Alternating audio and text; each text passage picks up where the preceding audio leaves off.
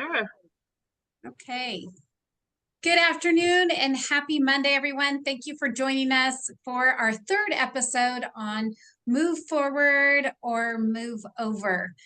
We appreciate you all taking the time to join us this afternoon. We're all wearing our lucky green, but it's really not about being lucky. It's really about being strategic. So as we move forward through March in 2023, I can't believe we're already in the month of March, actually. Keeping a watchful eye on the direction of the market, the ongoing underlying theme is focused on being the proactive and finding that pot of gold and not relying on getting lucky. So this includes actively creating opportunities. We are seeing a consistent need to adjust our lens, pivot our strategies, and it's more about using our tactics, sphere of influence, our institutional knowledge, and staying current about our local market as it's constantly changing. Again, the goal with our monthly series is to identify what our industry pros are seeing here locally and give guidance and advice on what is working for them and what changes and market indicators are proving for their business. So we're seeing those constant shifts only further highlight the importance in having the willingness to focus those efforts on truly moving forward and not getting stuck in the mud and getting moved over. We know we don't have that magic crystal ball, and these insights are to create more of a can-do attitude that ultimately leads to more satisfied clients and a more collaborative dynamic with other industry professionals. So in our episode today, we're focusing on finding gold in today's market and what each of our panelists are doing to stay top of mind with their clients and differentiate their business accordingly. So knowing that we're in a very competitive market right now with low inventory and interest rates that are continuously fluctuating, as we've seen in the past couple of weeks, and then the changes yet again today, there is still a true high demand for our area and great opportunity around us. So for each of our panelists, we're going to target right now what they're doing in finding gold. So with that, I'm going to let each of you kind of chime in on who wants to start today on finding gold in the market and what you are doing specifically. Well, I was just going to touch base on the importance of the relationship with everybody, and most importantly, with the other agent or agents in our area. Too often we get that competitiveness and you forget how important it is to have that relationship. So attending events where you can meet as many people as you can will help you succeed in, even like doing events like this, meeting people, talking to them will help you succeed when you're going up against multiple offers. Because I have had sellers point blank ask me, do you know the other agent? And even buyers. And I tell them the truth, so can't talk bad about the person necessarily, but when they know you've had a good relationship with them, they even enjoy it because they know how important relationships are. So that was one thing I was going to touch base on, and it kind of brings us into where Kirsten wants to talk about off-market listings and how important those are. And I thought that would be a good segue into why relationships with other agents is so important into getting those off-market listings. Kirsten? For sure. So knowing properties in Reno that fit your clients' wants and needs and help facilitating things. So yes, piggybacking on what Megan said is teeing up the deal. So, what looks right now is like off market versus the multiple offer, situation, and explaining those kinds of things. If you know different inventory, if you know what other agents are working on, disputing the fear that people have, laying it out for both sides and working together can sometimes help you line up the perfect deal. And it doesn't necessarily have to be on market. I mean, if you know what's going on out there, getting creative and knowing your buyers really well, it's going to help you do this. So unlike the last few years, talking to other agents, having a good rapport with them and knowing what's going on, eyes, ears open, This is not a time to sit back and wait for deals to happen. And one last thing, learn to bite your tongue. Because sometimes people are difficult, and sometimes to be the bigger person, you just have to bite that tongue a little harder. But I think Agreed. it's also helpful when you have the relationship and you know each other outside of just going into contract with another agent. That really helps too in the overall experience for everyone, because there is more of that personal connection with the other agent through it that helps. Well, and even like I remember when I first started, I think there was an older agent that thought, oh, since you're new, I could feel him already started to bully me and kind of want to educate me. And I put my ego aside and let him. But at the end of the conversation, I said, we're fighting over something we don't know the answers to.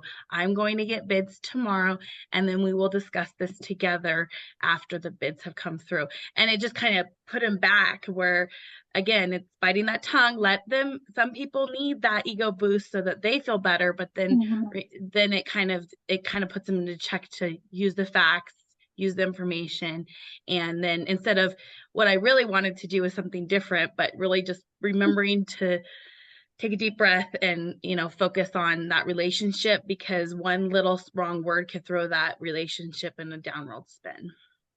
And we're working towards the same goal, right? Doesn't matter if you're representing the buyer or the seller there and which side they're representing. The end goal is for the seller to sell, the buyer to buy, for this to be as pleasant as possible. So how many agents have you had to remind them of, wait, who's selling their house? Because can you go ask your client? Don't answer for them until you've talked to them. Right. And again, I think having conversations truly helps, and not just the email back and forth between each other, truly picking up the phone and having a personal conversation with the other agent about the issue at hand. Yeah, that makes a huge difference. Super important right now. I'm in a situation right now where I have clients that are looking for a home within a very specific neighborhood with very specific criteria. And what I'm kind of doing to find that pot of gold, if you will, is looking at withdrawn listings, listings that may have expired in the past, checking the assessor site to see if maybe they've sold off market. And then from that point, reaching out to the previous agent or door knocking that property. So again, it's that communication that we need to have, as we're all really colleagues in this business. And also having a bad experience with someone, that's going to stay with you for the entirety of your career. And you don't want to get that reputation of maybe not answering your phone or answering questions or responding to email or just kind of being grumpy, if you will. So it's always good to be kind and treat others the way you want to be treated. Well, and I think, Shandy, what you're doing in trying to find those pots of gold and looking outside of just what is currently for sale and looking beyond that, knowing that we've just had such a harsh winter, that I think that opens the opportunity for more people to look at the possibilities in moving to a lower elevation, not having as much snow to deal with, especially those that moved from outside of this area into the Reno market and Tahoe market over the past couple of years, and having a record amount of snow that's sitting in their front yard. Right. Yeah. Checking in with people that have moved here from out of state is a really good idea to do right now, because I know one person already that moved here from the Bay Area. They've been here for a year and a half and they're done. They want to move back to California. So as much as we think it's kind of that reverse migration that this person's doing, there are going to be people that purchased here and they're not ready for the Nevada lifestyle, I guess, and they all will be selling their home that they purchased and moving back. Absolutely. And that's true for people who've even lived here for a long time, or our older population, right? They may not want to deal with this anymore. I mean, we've had generally light winters up until, this year, but this might be the threshold that pushes them over to say, you know what, I'm out of here. I'm going to move to Arizona. I'm going to move to somewhere else, warmer climate. Right. And it's like taking that opportunity to reach out to those people now, not wait until spring, summer when the weather starts to turn and they start, convincing themselves that it doesn't snow in Nevada as much as it did this past year. Even I'll my tell own you- parents this winter, it's caused them to really start doing some forward thinking and realizing how hard it is to keep up with the amount of snow that they have in their yard, and that they're Mhm. getting older, and it's not going to Yeah. get any easier for them to deal with. Well, and I just had an off-market deal on some land, and I met the seller out there with the buyer after we closed. And he said if I would have reached out 2 weeks later, he would have had 2 other agents who reached out after we were already in contract. So there's other people out there who are looking, just because of lack of inventory. So just be the first to reach out. And a good way to maybe segue, and to touch your clients and ask instead of, hey, has the winter sucked for you? Are you ready to move? Maybe call, or something that I've done is with this tax cap situation that's kind of all over the news right now, is to look up your clients' properties and just call them and say, hey, did you know this is going on? And a good way to kind of open the door and start a conversation, not only are you informing them of that they're paying too much in taxes, but you can also, touch base with them and say, hey, how's your house? How are things? All of that. Well, and your That's clients it. appreciate that because they feel like you're looking out for them. So it's not just about looking to see if they're willing to sell. You're truly looking out for the better for their situation and making sure that their house is labeled accordingly as it should be for their tax cap. Right.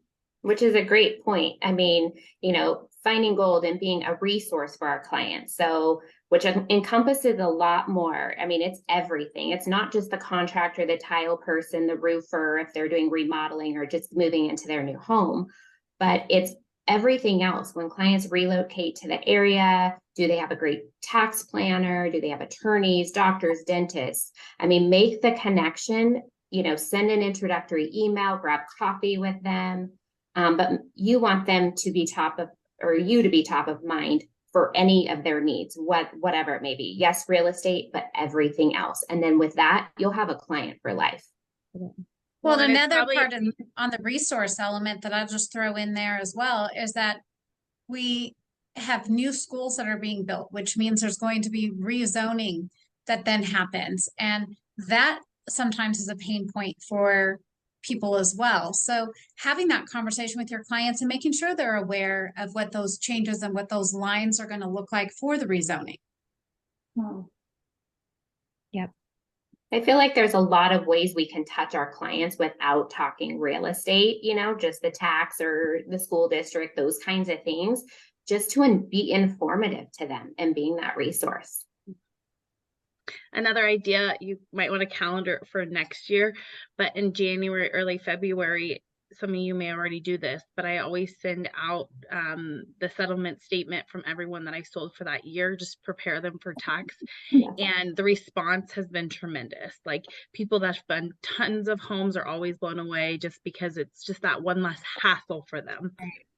So it's just something to try to remember to do. That's a great idea. We get a lot of calls for those settlement statements too. So that's great. And being proactive and having those sent out to the clients to not have to think about it. Well, and I just use, it's just, you just send the one form, so they're not digging through everything. Right. And it's just like, hey, just in preparation as you get ready, just wanted to provide this for you for your convenience. And you just go through that 1 year. It takes me, if you do a few hours for like 3 days and usually get it all done. And it's really helpful. And again, providing that value instead of just like, hi, how are you? Actually give them some value. Yes. I like And then that. the gold will find, and then you'll find the gold. Exactly. And I mean, everyone thinks, oh, I'm pretty organized, but really you're like, where did I put that? I meant to put that. I saved it to my desktop. I did that, that kind of thing. So it just makes it quick and easy. Yeah, my most type A people, I'm like, you probably already have this, but just in case. And they're like, no, thank you. So even you think people, and it's still super helpful because everyone's so busy in their own jobs and their own work and their own lives that extra help is helpful. The other thing that I feel that homeowners are also still curious about are those home values, because we've seen changes and fluctuations. And so I think that is another area of providing that gold to them. Not that you are soliciting them, it's that you're just providing them with the information pertaining to their home that they can just be curious about, and knowing what home values in their area are looking like. And it just keeps that you're top of mind, but also you're just keeping them educated about what's going on in their neighborhood. And the other thing too is don't be afraid to reach out to agents who, when you're doing comparative analysis and you're bringing a property to market, reach out to other agents. And, right now we all know pricing is difficult.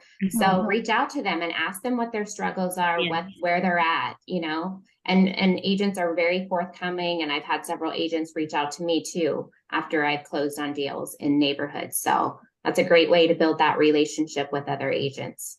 That's true. One of the questions that we just had that came from our attendees is, what else do you send to your sellers that are part of your farm besides a home value? I usually do a neighborhood update. It's kind of more of a wider scope. And then we can zero in on, their specific home. I think in our particular area in Reno, we've had so many new developments, both commercial and residential, that it's also nice being able to highlight some of what's new related to that particular farm, and be able to kind of maybe pick and choose different spotlights that you want to focus on each time. That's a good one to be able to send to the people in that farm. And I think that also sometimes I'll even reach out to a seller if I'm driving in that neighborhood and I see something going on. I just even reach out to them like, hey, I saw something, because everybody likes to be a resource.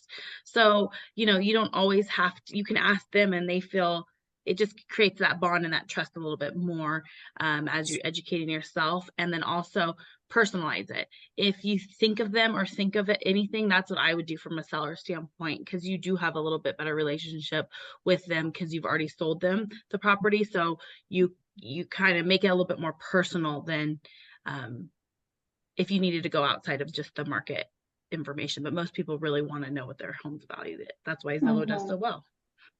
Yeah, it's almost empowering them to ask them, well, what are your neighbors seeing? What are you got, that kind of thing. So kind of reverse.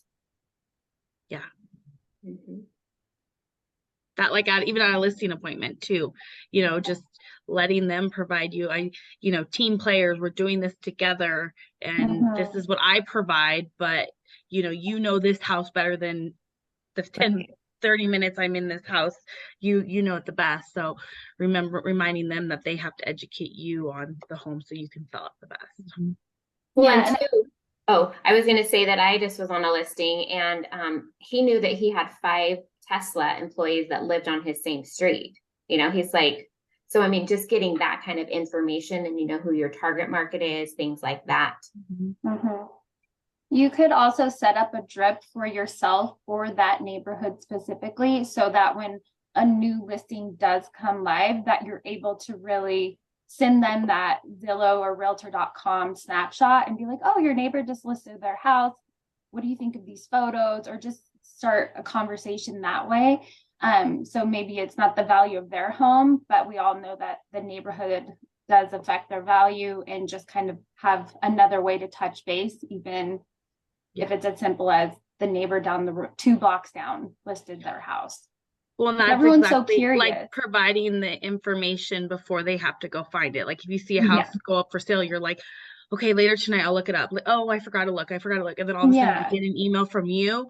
That's just like the settlement statement, something they can do on their own, but to have someone do it for them, they won't forget that. That's unforgettable. It's a great idea too, because people just love to talk about their homes and how much better theirs is compared to this person's and everything like that. So it's a good way to start a conversation for sure. It's true. Those are when you have the neighbors that come to the open houses just because they want to see how their house compares. Yes. So I'm going to open it up, and allow all of our participants to be able to chime in if there's anything that they would like to add. So I'm in the process of allowing them to chat. Takes a little second for me to do that. So if you have anything that you'd like to add in or have any additional questions that you would like to ask our panelists, please feel free to unmute yourself and ask away.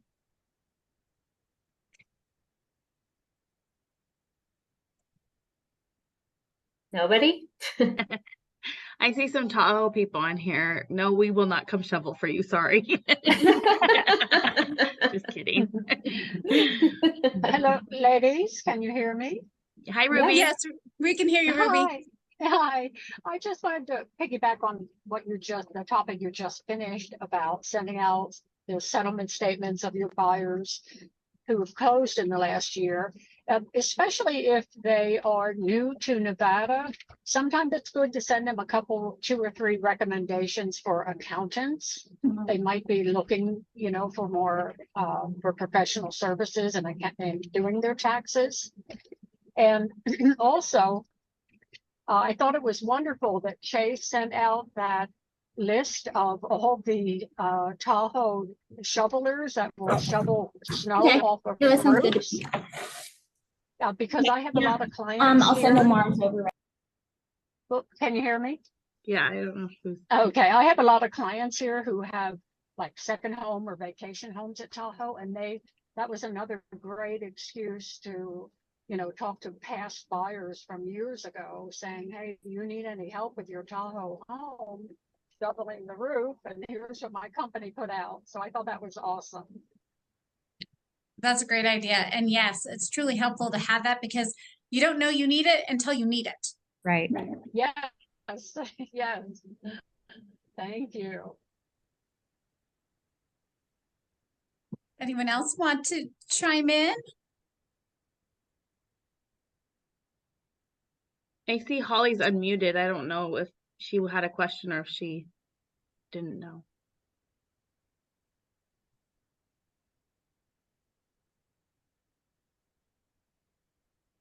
So Ruby brought up the taxes in a CPA, and there's two different kinds of, tax people. One who's just does your taxes end of year, and then there's another person who's a tax strategist. So that's a person for things that are a little bit more complex, whether you have multiple properties and things like that. So knowing your client and asking them those questions to help guide them to which one it would be most beneficial for them. But a lot of people don't know that.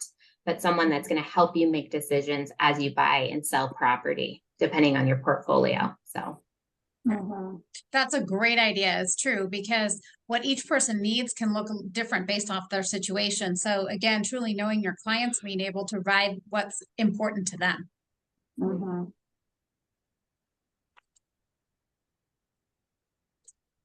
Okay. It's kind of the same ending as last week. Listen. Yeah. Didn't we end on that last week? Yeah. So kind of full 30. Yeah. Full circle. Full circle. Thank you.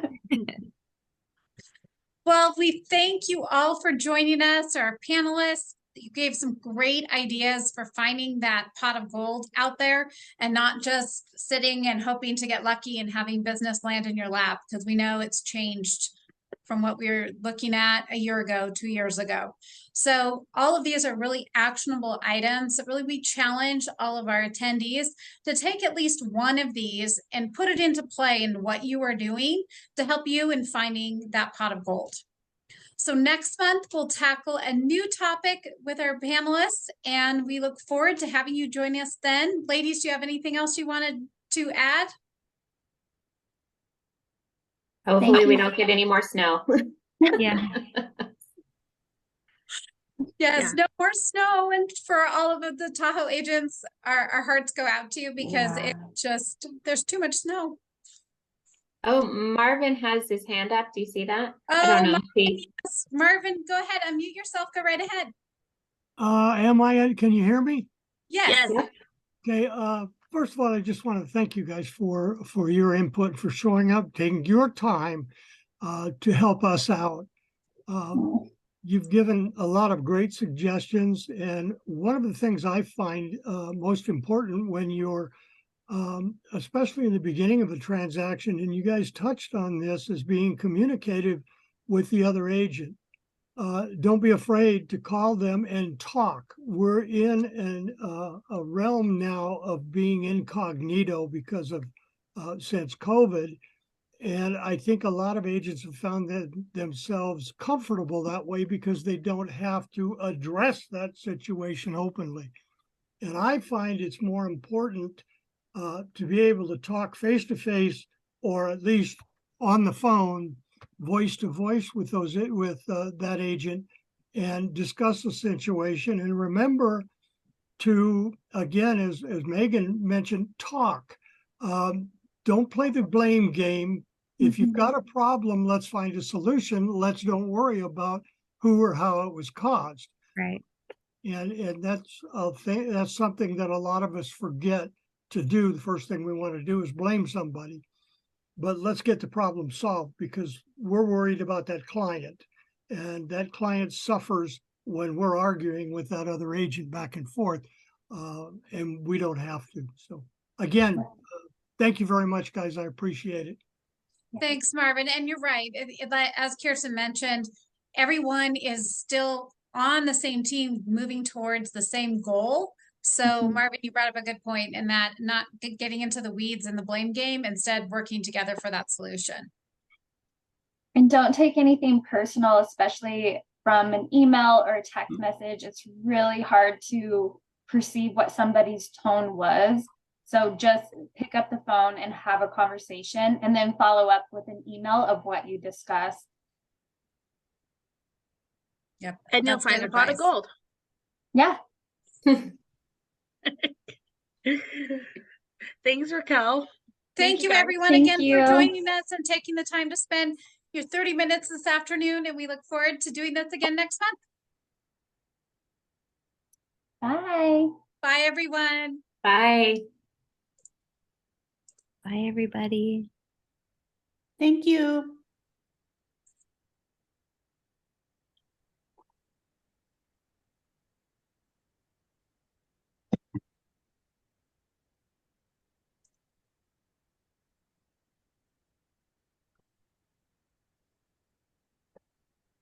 Okay, so everyone's on. Okay. We're all like holding our breath. Is she gonna do it? Is she gonna do it? So funny. Yes. Thank you.